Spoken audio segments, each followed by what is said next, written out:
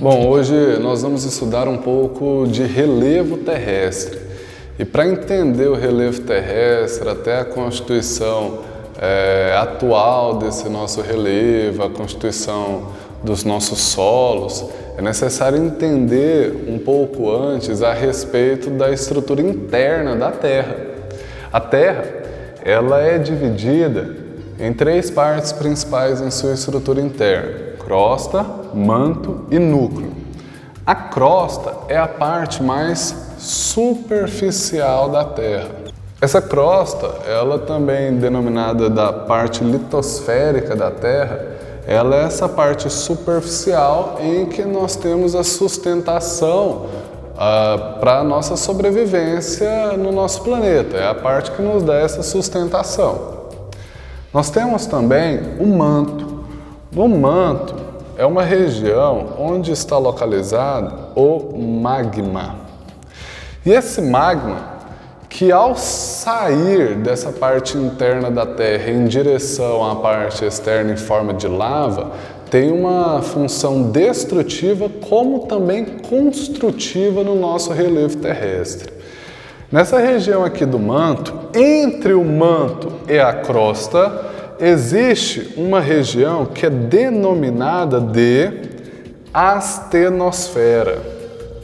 Entre o manto, astenosfera. Entre o manto e a crosta, existe essa região que é denominada de astenosfera, e que nessa região, que é uma região tem uma superfície pastosa por onde está localizado esse magma, uma superfície mais pastosa, existe sobre essa região entre a crosta e o manto as chamadas placas rochosas, ou placas litosféricas, ou placas tectônicas, que nós vamos estudar em breve.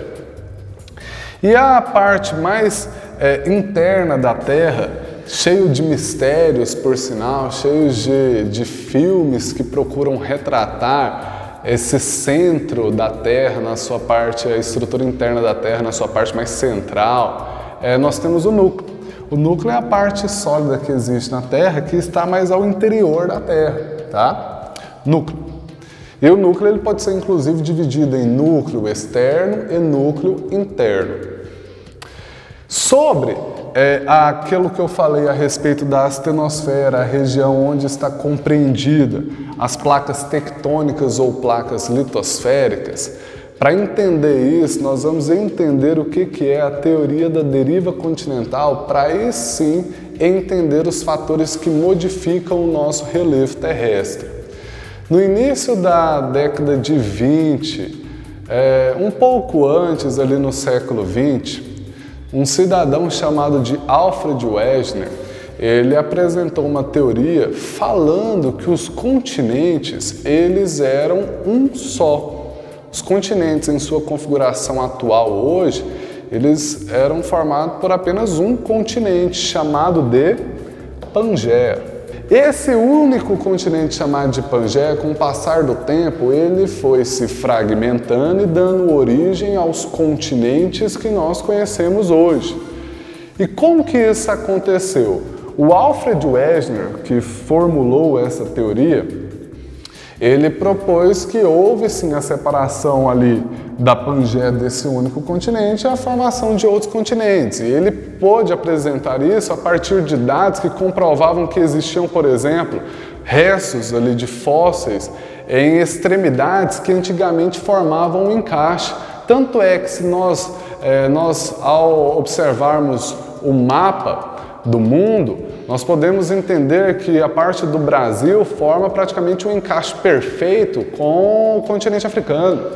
E isso dá para entender que antigamente os continentes eles eram juntos e outras partes também aí relacionadas aos continentes eles vão se encaixando e que eles estão se separando. Separando por quê? Anos mais tarde, a teoria ali do Alfred Wegener, que foi um pouco antes da década de 20, no século 20, anos mais tarde teve uma outra teoria que apresentava que na região do limite do manto com a crosta existe esta região denominada de astenosfera e, consequentemente, placas tectônicas que estão se deslocando e permitindo, elas estão se deslocando, movimentando, entrando em choque e, consequentemente, permitindo o deslocamento dos nossos continentes e até da configuração atual que nós conhecemos.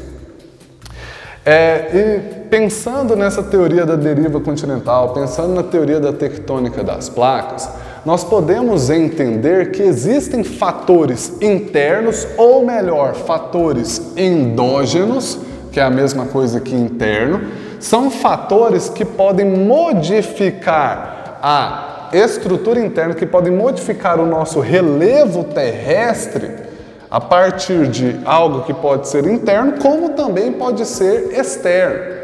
Sobre os fatores endógenos ou fatores internos, nós temos o tectonismo.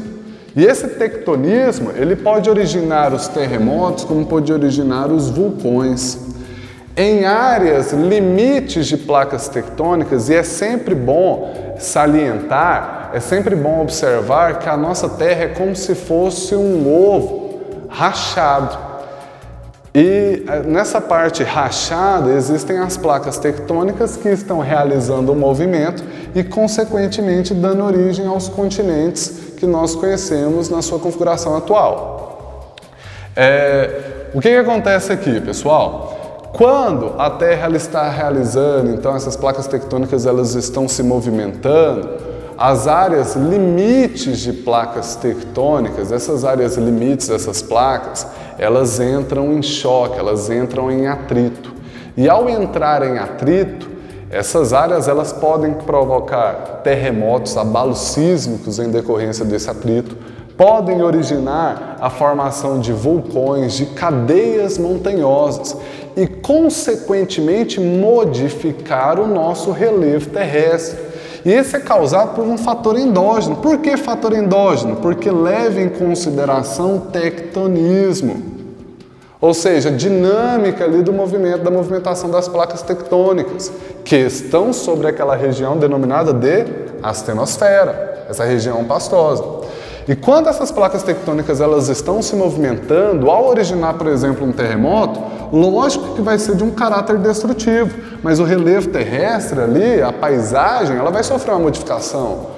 Como também que ao originar um vulcão, por exemplo, o tectonismo poder originar um vulcão, ao existir um derramamento daquela lava sobre aquela parte na qual originou esse vulcão, vai ter também uma formação ali de uma nova paisagem. Por quê? Porque tem além de ter um caráter de destruição, aquele vulcão tem um caráter de construção. Por quê? Porque quando aquela lava sair na superfície, na temperatura que está diferente daquela parte interna de onde ela saiu, vai se transformar em uma rocha e assim, consequentemente, são fatores que vão modificar aquele relevo terrestre. Quando existe, por exemplo, a movimentação das placas tectônicas, existem a formação de dobramentos, existem a formação de cadeias montanhosas. No limite dessas placas tectônicas pode existir a formação dessas cadeias montanhosas. Consequentemente, com a formação ao longo dos milhões de anos dessas cadeias montanhosas, o que vai acontecer? Esses dobramentos, que são chamados de dobramentos modernos, porque estão ali nos limites das placas tectônicas, vão modificando o relevo terrestre. Daí eu faço uma pergunta: no Brasil tem montanha? O Brasil, ele não tem as montanhas de formação recente porque nós não estamos no limite das placas tectônicas, mas nós estamos sim no centro da placa sul-americana. Logo, não estando no limite da placa, no limite de placas tectônicas, não existe a possibilidade de ter uma formação de montanha recente no Brasil, porque isso seria um dobramento moderno. Impossível isso para o Brasil, né? Não daqui a alguns milhões de anos com a movimentação, aí tudo bem, mas hoje nós não temos a formação de montanhas, porque não existem esses dobramentos modernos. Consequentemente, nós não estamos no limite de placas tectônicas sem existir essa formação aí dessas montanhas. Esses são fatores relacionados ao tectonismo, fatores endógenos, ou seja, fatores internos que modificam o relevo terrestre. Mas existem também fatores exógenos ou fatores externos. Fatores exógenos ou fatores externos. O que isso quer dizer? Existem alguns fatores que podem modificar o relevo terrestre não por uma força interior, não por um tectonismo, isso também modifica, mas também algo externo que pode modificar o relevo terrestre.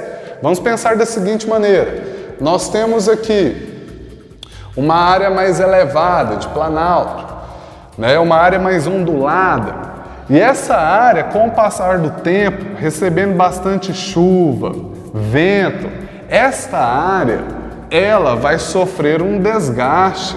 E esse desgaste que vai existir com o passar do tempo, isso é o que nós vamos chamar de intemperismo, ou seja, são agentes externos que vão modificar o relevo terrestre. Ao sofrer esse desgaste aqui, ao sofrer esse processo de erosão, sedimentos que aqui estavam são transportados a áreas mais baixas e existindo um processo de sedimentação, de acúmulo de sedimentos. Logo, nós podemos concluir que fatores externos, como chuvas, como ventos, também podem modificar o relevo terrestre, podem provocar uma erosão, um desgaste daquele relevo, podem provocar também um acúmulo de sedimentos e a formação ali de novas paisagens, inclusive na formação de rochas sedimentares. E é nisso que eu quero levar em consideração agora, os tipos de rochas. Nós temos, por exemplo, a rocha magmática. Essa rocha magmática são rochas que são originadas a partir da solidificação do magma. Exemplo de uma rocha magmática, o basalto.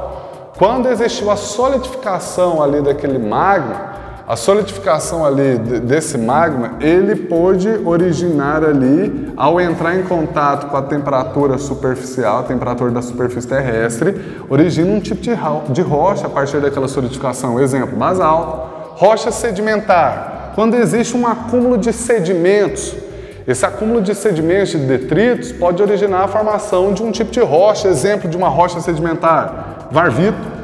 Nós temos também a rocha metamórfica. A rocha metamórfica, o próprio nome diz, metamorfose, transformação. É uma rocha que vai ser originada a partir de uma rocha pré-existente. Ela sofreu uma transformação em relação à temperatura, uma transformação química, física, que seja. Ela sofreu uma transformação e originou uma outra rocha. Isso é chamado de rocha metamórfica. Exemplo aqui, nós temos o mármore. O mármore é exemplo de uma rocha metamórfica. Pessoal, nós estudamos então nessa aula um pouco aí da dinâmica dos fatores que modificam o relevo terrestre, fatores endógenos ou fatores internos, fatores exógenos ou fatores externos, né? Um pouco aí de algumas palavrinhas como placas tectônicas, intemperismo e aqui os tipos de rocha. Ficamos por aqui então, galera. Até mais.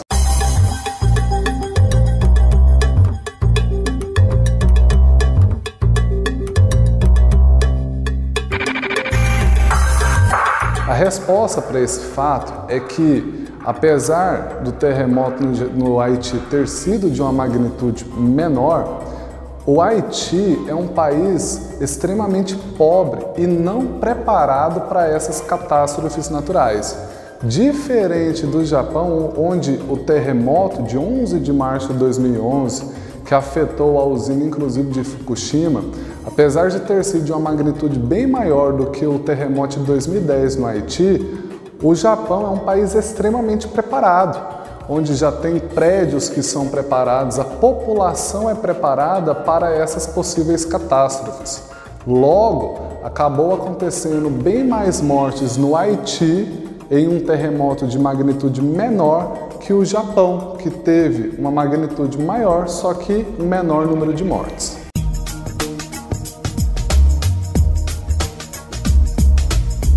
A respeito desse assunto de dinâmica interna da Terra, existem alguns questionamentos, como por exemplo, por que não existem vulcões ou terremotos no Brasil? O Brasil está situado no centro da placa sul-americana, logo não está no limite das placas tectônicas, impossibilitando a ocorrência de terremotos e vulcões. Uma outra pergunta era que muito se fala que antigamente nós tínhamos uma única massa continental. Há 200 milhões de anos atrás, os continentes formavam uma única massa da Terra. Qual era o nome dessa massa continental? Essa massa continental, esse único continente, ele era denominado de Pangeia.